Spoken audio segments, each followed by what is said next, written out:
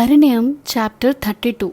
మౌనిక ఎమోషనల్గా నా కోసం కాకపోయినా అమ్మ కోసమైనా ఉండనివ్వు బావా, నాతో నువ్వు ఇలా ఉన్నావని తెలిస్తే అమ్మ బాధపడుతుంది అని అంటుంది. సరియు ఒప్పుకున్నట్టుగా నటిస్తూ ఉండడంతో తప్పక లోపలికి రానిస్తాడు. అలా లోపలికి వచ్చాక మౌనిక ఫ్రెష్ అయి వచ్చి ఆర్యన్ షర్ట్ వేసుకుని వచ్చి బావా అని మెలికలు తిరుగుతూ పిలుస్తుంది. అప్పటిదాకా బుక్ చదువుతున్నవాడు కాస్త తల ఎత్తి చూసి కోపంగా తల తిప్పేసుకుని ఏంటి అని చిరాగ్గా అడుగుతాడు. మౌనిక వయ్యారంగా బావా మరేమో నీ బాత్రూంలో ట్యాప్ లూజ్గా ఉంది, నా బట్టలు తడిచిపోయాయి, అందుకే నీ షర్ట్ వేసుకున్నా, ఏమనుకుంటావో అని అడుగుతున్నా అని అంటుంది.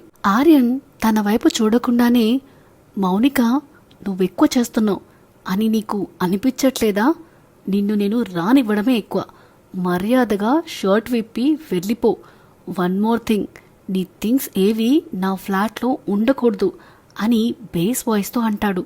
మౌనిక భయపడినా వెనక్కి తగ్గకుండా వీడు నాకు పడితే కోట్ల ఆస్తికి అధిపతినవుతా అనుకుని టచ్ అయిపోతే మౌనిక ఇప్పుడు నువ్వు వెళ్ళకపోతే మా అబ్బాయికి కాల్ చేయాల్సి వస్తుంది, చెయ్యమంటావా అనగానే వద్దు అని భయంగా అంటుంది.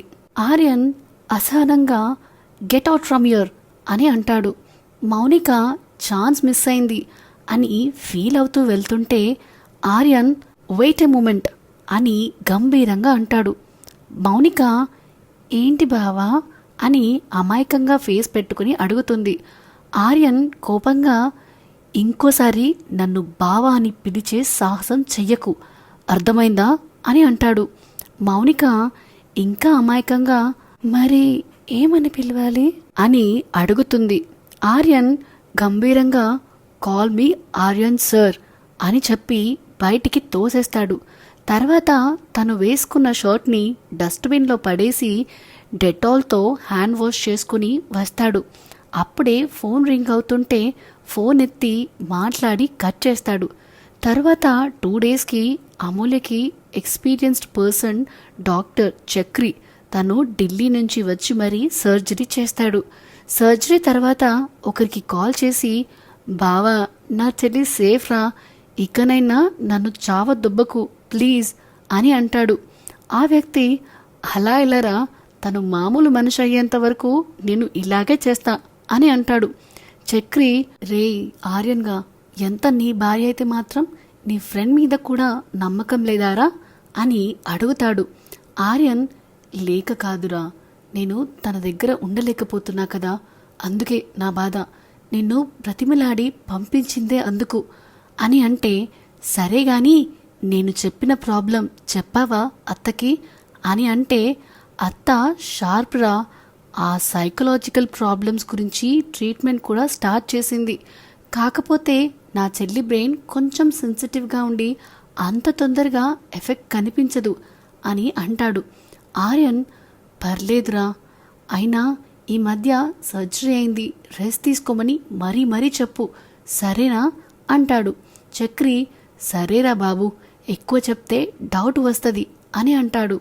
ఆర్యన్ కోపంగా రే మూసుకుని చెప్పు, నిన్ను ఎంత ప్రేమగా పిలిచింది నీ చెల్లి అని అంటాడు. చక్రి ఆపరా రే, ఇంజెక్షన్ అంటే భయంతో పిలిచింది, వద్దు అన్నయ్యా అని, అంతే అని అంటాడు. ఆర్యన్ దానికి భయం కూడా ఉందా అని అడుగుతాడు.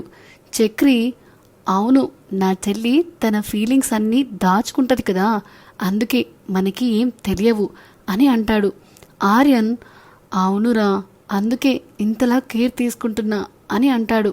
చక్రి రే నా చెల్లి దేవత, పోయి ఈ హిట్లర్ గాడిని ఇష్టపడింది, I'm feeling so sorry for my sister అని అంటాడు. ఆర్యన్ కోపంగా ఏంటిరా నేను హిట్లరా అని అడుగుతాడు.